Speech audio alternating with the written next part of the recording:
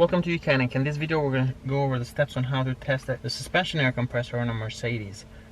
So here we have an S-Class, but the procedure is exactly the same on any Mercedes that has air suspension.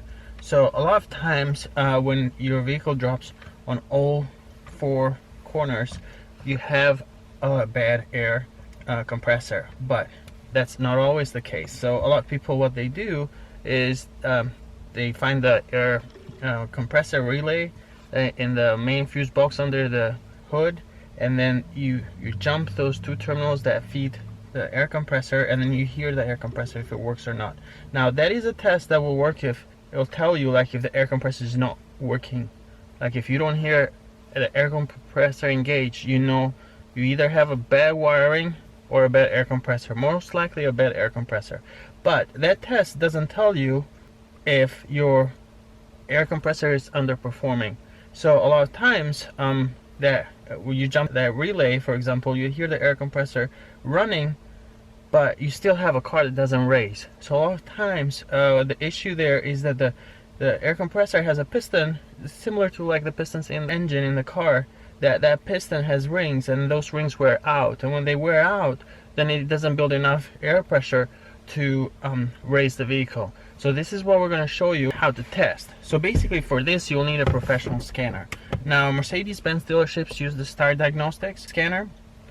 The steps are pretty much identical as far as like how you would go about doing this, even if you got a stair scanner or if you got another professional scanner like Snap-on or Launch. But basic scanners that can read codes from the air suspension system might not be able to carry out this test. So let's go through the steps. So you first come and select control units or system selection depending on the scanner, and then you'd scroll and you'd go down to suspension. On a Mercedes scanner you'll go to chassis and then suspension, and then here of course you can read the fault codes, and then you can see recovery time during filling of central reservoir is too long. So what that means is like the air compressor is just working a lot and it's still not building up enough pressure to fill up the reservoir, the air reservoir. So let's run the test.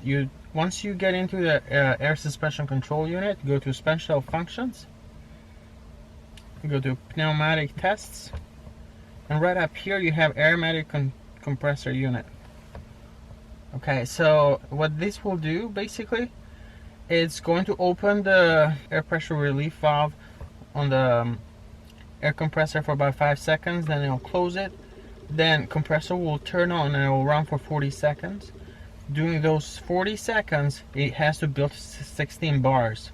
If it doesn't reach that pressure, then you have a bad air suspension compressor, even though it runs, even though it seems like it's working.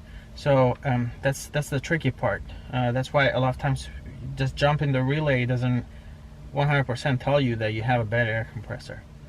Let's go ahead. We're going to turn on the ignition. Okay, and then we'll press F3 here to start the test. Right now we're at 3.4 bars.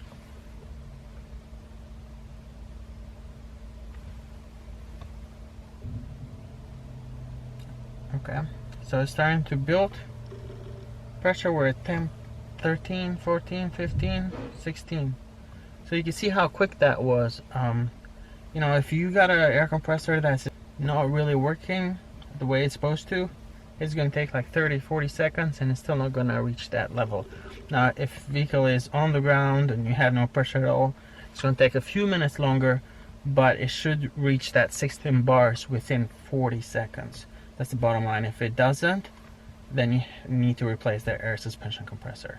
And so that's it. That's how to test the air suspension compressor on a Mercedes. Thank you for watching.